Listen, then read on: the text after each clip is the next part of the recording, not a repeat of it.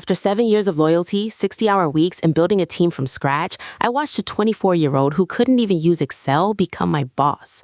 His qualifications? Sharing DNA with the CEO. But what he did on his third day in charge made me realize this company never deserved me in the first place. I started at Meridian Tech Solutions as a junior project coordinator when I was 27. The company was small then, maybe 40 employees, and I loved the scrappy energy. I worked my way up from coordinating schedules to managing our entire client services division. By year 5, I had 15 direct reports and was personally responsible for relationships with clients that brought in over $4 million annually. My boss, Director of Operations Linda Chen, had been hinting for 2 years that I was being groomed for her position when she retired. She'd let me sit in on executive meetings, gave me visibility with the C-suite, and told me point blank that I was the future of this department. Then, in March, Linda announced her retirement, effective in 60 days.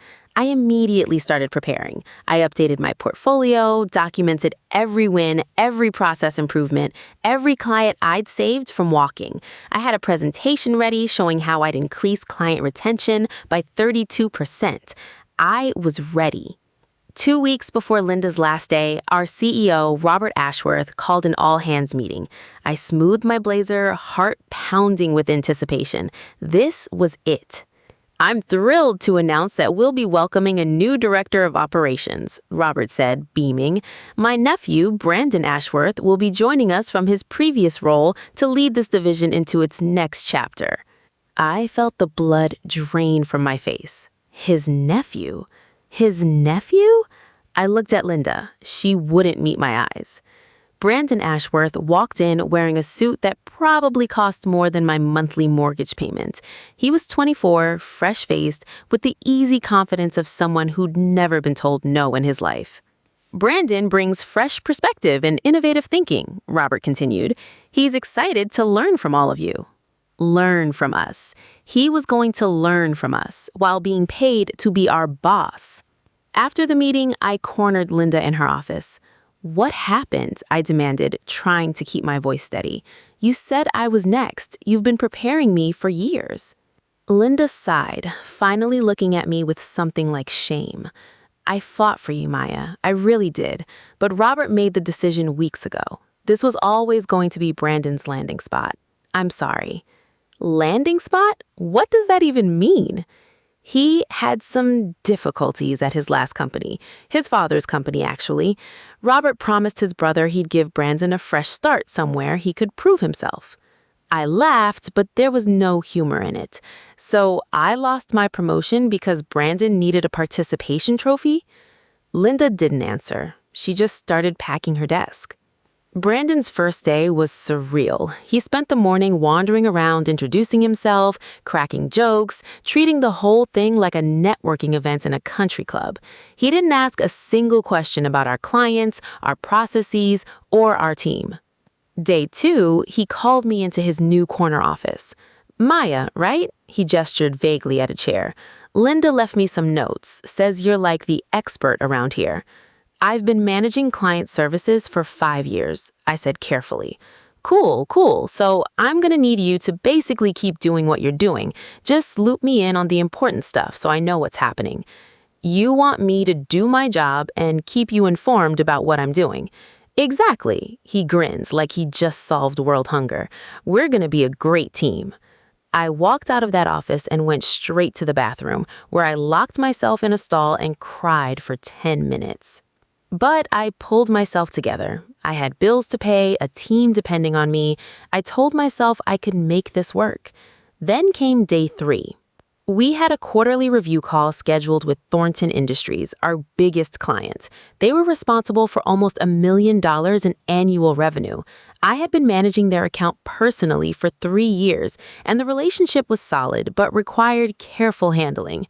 Their CEO, Patricia Thornton, was demanding and expected excellence. I prepped Brandon for 2 hours. I walked him through their history, their pain points, what they valued. I gave him talking points. I begged him to let me lead the call while he observed. "Nah, I got this," he said, waving me off. "I'm good with people." The call started fine. Patricia was cordial, if reserved. Then she asked about the new implementation timeline for their software integration, something we'd been carefully negotiating for months. "Oh yeah, that," Brandon said, leaning back in his chair. "We're gonna push that back a few months. My team needs some breathing room to get me up to speed on everything." I watched Patricia's face go cold through the video screen. "Excuse me?" she said. "We have contractual deadlines." "Contracts can be renegotiated," Brandon said with a shrug. "I'm sure you understand. New leadership, new priorities." I was frantically typing in the chat, trying to get his attention. He ignored me. "Maya," she said, her voice sharp. "Is this accurate?" Before I could respond, Brandon cut in. "Maya works for me now, so I make the calls on timeline. But don't worry, we'll get it sorted." Patricia ended the call 4 minutes later. My phone rang within the hour. It was Patricia's assistant. Thornton Industries was requesting a meeting to discuss terminating their contract. I reported this to Brandon. He blinked at me. "So fix it. Isn't that your job?" "You just told our biggest client that their contractual deadlines don't matter because you need time to settle in." "Yeah, and you're the relationship person, so smooth it over."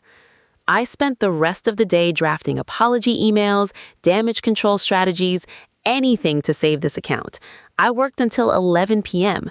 Brandon left at 4:30 for a golf dinner with his uncle.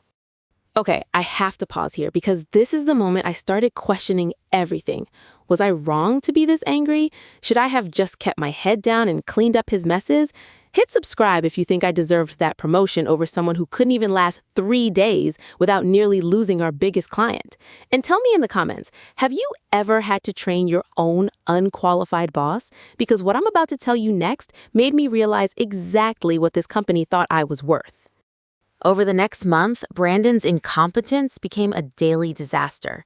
He approved a budget for a client proposal without checking our actual costs. We lost $12,000 on that project.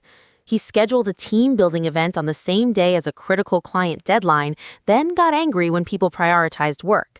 He sent an email to the entire company that was meant for his girlfriend, complete with pet names and details about their weekend plans that I wish I could forget. But the real breaking point came 6 weeks after he started. I'd salvaged the Thornton account through sheer force of will. I'd flown out to their headquarters on my own dime, taken Patricia to dinner, and personally guaranteed that I would oversee their implementation. She agreed to stay, but only because of our relationship. When I got back, I requested a meeting with HR and Robert to discuss a title change and compensation adjustment.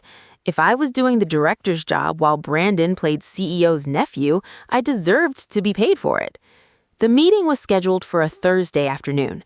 I walked in with documentation of every fire I'd put out, every hour I'd worked, every client I'd saved. Robert barely looked at my folder. "We appreciate your dedication," he said, in that patronizing tone executives use when they're about to disappoint you. "But Brandon is still learning. Giving you a title change would undermine his authority." His authority that he hasn't earned and doesn't exercise? The HR director, a woman named Susan, who'd always avoided eye contact with me, shifted uncomfortably. "Brandon has a different leadership style," Robert continued. "He's more big picture. You're more detail-oriented. It's a complementary partnership." "A partnership where I do all the work and he gets the credit and the salary? That's not fair, Maya." "Neither is this situation." Robert's face hardened. "I'm going to be direct with you. Brandon is family. He's going to make mistakes, and we're going to support him through them. If you can't be a team player, maybe this isn't the right fit anymore." There it was, the threat wrapped in corporate speak. I left that meeting knowing exactly what I had to do. I started applying to jobs that night. Within 3 weeks, I had an offer from a competitor, Apex Solutions, for a director of client success position, a 20% salary increase, better benefits, and a company that actually interviewed me based on my qualifications. But before I left, I had one more thing to do. I scheduled a call with Patricia Thornton, not on company time, not through company channels, personal cell to personal cell. "Patricia, I wanted to let you know that I've accepted a position elsewhere. My last day at Meridian is in 2 weeks. There was a long pause. "Maya, you're the only reason we stayed." "I know, and I'm sorry." Another pause. "Where are you going?" I told her. "Interesting," she said. "I think Thornton Industries needs to reassess our vendor relationships. Perhaps we should have a conversation once you're settled in your new role." I smiled for the first time in weeks. My last 2 weeks at Meridian were theatrical. Brandon was suddenly very interested in learning how I did things. He asked for documentation, process guides, client contact information.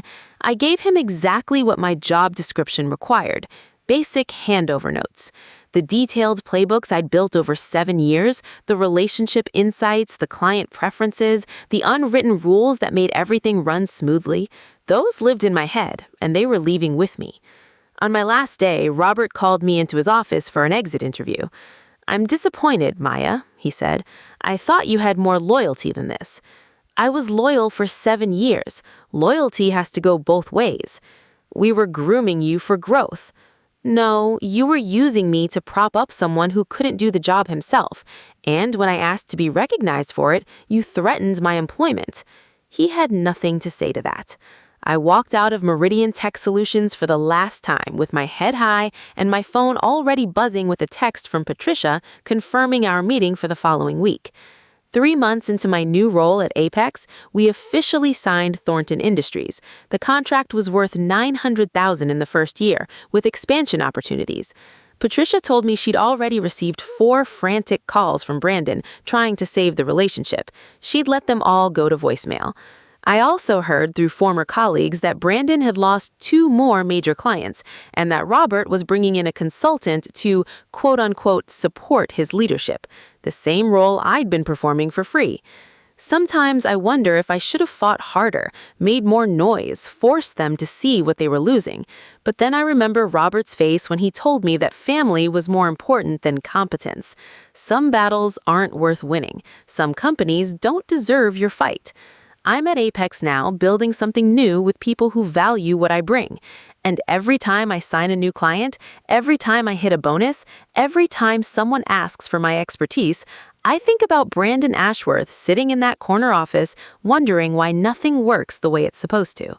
Maybe one day he'll figure it out, but I won't be there to teach him. Thank you so much for watching all the way to the end. If this story made you feel seen, or angry, or validated, please hit that like button and subscribe so you don't miss more workplace stories just like this one. And if you've got your own experience with an unqualified boss, a nepotism nightmare, or any workplace injustice, I want to hear it. Drop it in the comments or send it to us directly. Your story might be featured in our next video. Until then, take care of yourselves and remember, you deserve a job that deserves you.